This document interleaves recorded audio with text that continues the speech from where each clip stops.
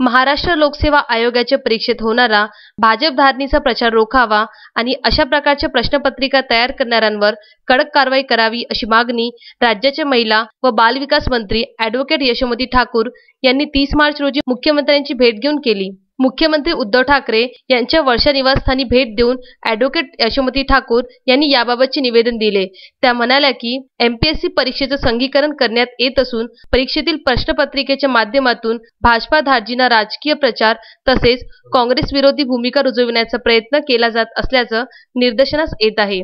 गेल्या आठवड्यात घेण्यात आलेल्या परीक्षेत भारत सरकार किंवा केंद्र सरकार असा उल्लेख टाळून आवर्जून मोदी सरकार असा उल्लेख असलेला उतारा प्रश्नपत्रिकेत सामील करण्यात आला होता। तसेच याच प्रश्नपत्रिकेत काँग्रेसने ब्रिटिश शिक्षण पद्धती निवडली असा तथ्यनीय आरोप असलेला उतारा जाणीवपूर्वक समाविष्ट करण्यात आला।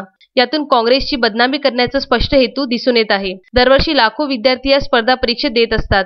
मागील परीक्षेत मनुस्मृती संदर्भात वादग्रस्त प्रश्न सामील करण्यात आले होते। जाणीवपूर्वक राष्ट्रीय स्वयंसेवक संघाच्या विचारधारेशी संबंधित अभ्यासक्रम रुजविण्यात येत असल्याची टीका ॲडव्होकेट यशोमती ठाकूर यांनी केली आहे। या राजकीयकरणाला अभ्यासक्रमापासून दूर ठेवण्याची गरज आहे। तसेच अशा प्रश्नपत्रिका तयार करणाऱ्यांवर कडक कारवाई करण्यात यावी अशी मागणी करणारे निवेदन ॲडव्होकेट ठाकूर यांनी 30 मार्च रोजी मुख्यमंत्री उद्धव ठाकरे यांना दिले आहे। Vidarbha news bureau, Amravati.